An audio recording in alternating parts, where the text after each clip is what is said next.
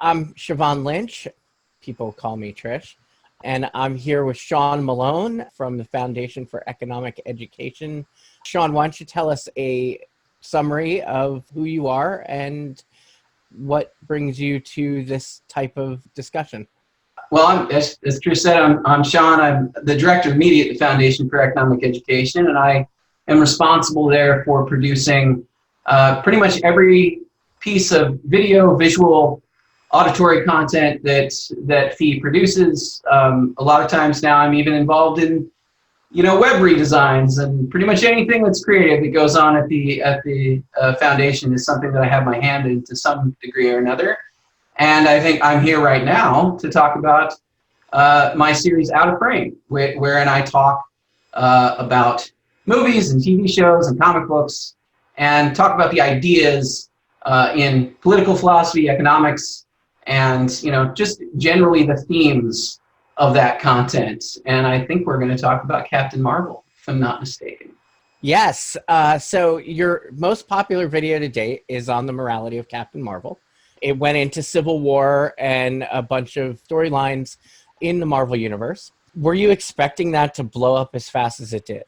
No, not really. It's funny. There are some of the ones, I think I have a theory as to why. I think there's an element of it that was just super well timed. There are a lot of things that went right with that video. I think the title of it, is Captain Marvel actually a hero? Is a sort of moderately inflammatory title, and that and the video itself came out before the movie was released, right at sort of the peak of where everybody's like getting mad at Brie Larson and all the stuff that she was saying. So I think there's an element where you go is Captain Marvel actually a hero? And everybody's primed to hate Brie Larson. I think I capitalized on that a little bit, but I didn't really mean to. It wasn't something that I had written that video before there was much in the way of outrage about her comments or anything like that. So the video is basically done. And I think I lucked out a little bit in that regard, but obviously I always try to time these things with, big releases, or with, either the movies coming out or the DVD releases or something, that I can do as a hook. Because my goal is to get people to see it, and my goal is to talk about things that people are talking about. So, but yeah, I was still surprised. I think there are other videos in that series that I think are better in certain ways. There are certainly ones that I like more. And to be fair, most of the ones that I like the most are not anywhere near the most popular of that series, but it is what it is. No, I don't know. I'm happy though. I'm proud of it, and it allowed me to get. So right now it's had over 1.5 million views just on YouTube, and that's 1.5 million people that have gotten a conversation about due process and about what it means to be a hero in a moral sense. What does it actually mean to be heroic? It's not just being powerful and strong and being able to beat people up. It's also a set of values that we have, right? And so, to be able to talk about a storyline where somebody is arresting and violently hurting people because she suspects that sometime in the future they might commit a crime, it's a weighty subject to actually be able to talk about, especially in the context of a comic book movie that's coming out. So I'm really glad. I'm very pleased. That was, I think, with Civil War II, which if people haven't read it, it was very much along the lines of, sort of this Minority Report sort of thing where there was a character who could kind of see the future. And when I say kind of, it's revealed at some point that he's not exactly perfect. And they were taking action on this, and it's one of those things, we see today in our society where it's, well, is that person dangerous? Is free speech dangerous? Is somebody going to react to this? Right. Stuff like that.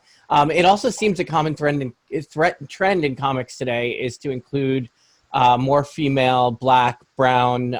There's even trans heroes being introduced in various comics. Also in Supergirl. And actually, I thought the treatment was done very well, where they made Dreamer trans. I haven't seen that in Supergirl yet. I'm not caught up on that show. Maybe this season 3. I don't remember. Yeah, it's the most recent season that just aired, where they introduced, and they had the Sons of Liberty. It's honestly, from a libertarian aspect, like, that whole season of Supergirl needs to be analyzed, and but it's kind of interesting. Yeah.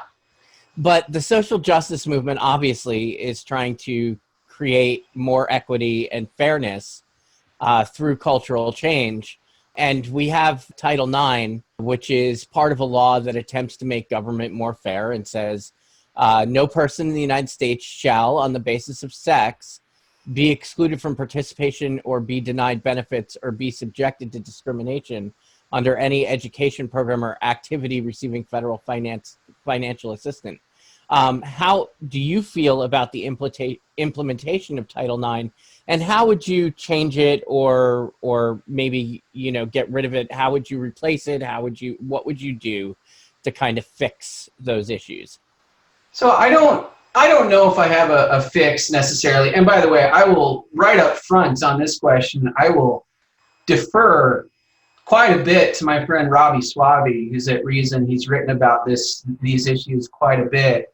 And so Robbie is somebody that you really probably want to check out, because he spent a lot of time chronicling some of the abuses of Title IX that, a lot of times don't get really talked about. And I think the biggest fear I have with it is it's the due process question. And this is where I think this is a good segue with Captain Marvel, is that the way that Title IX has been implemented, particularly at colleges and universities, state schools, is that, somebody can be accused of something, of, discrimination, or, even things like assault, rape in some cases, some really serious crimes, but then they don't have a right to face their accuser.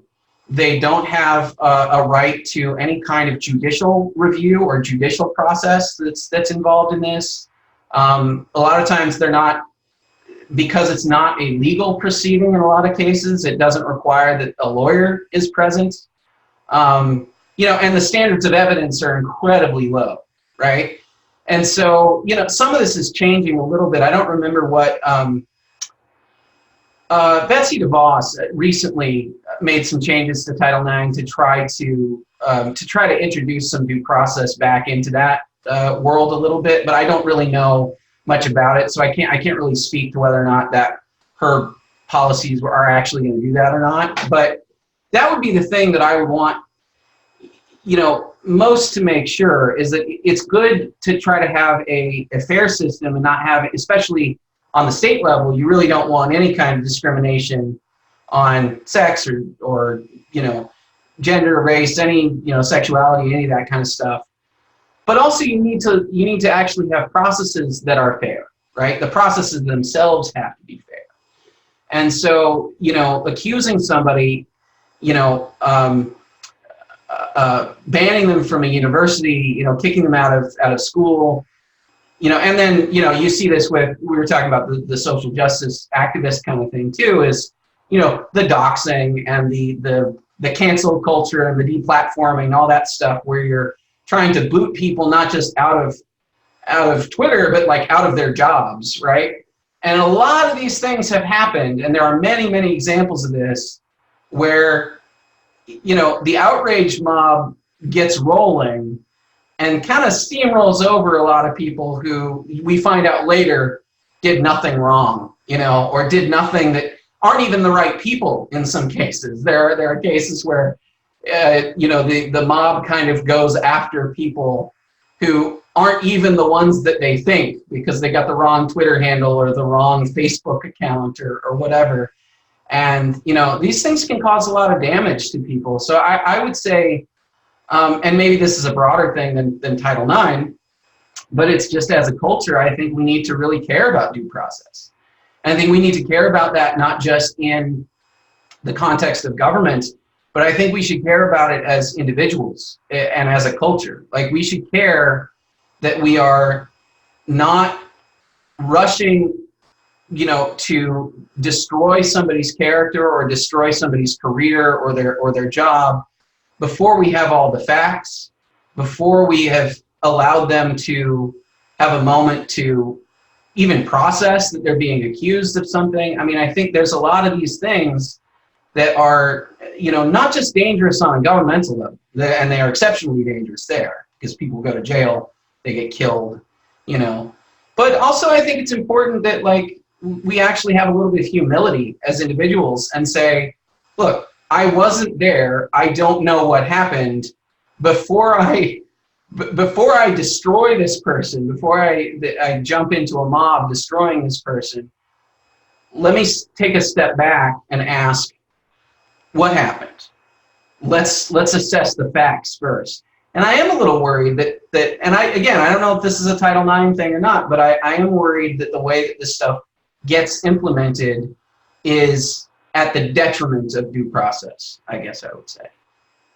One of the things that came to mind when you were talking is that, we were talking about comic books and things like that before. Maybe the solution, at least from my end, I'm seeing that if it's a cultural problem, maybe there's a cultural solution. Maybe comic books can explore these types of things. Maybe, so what do you think about that? Oh, I definitely agree with that. But like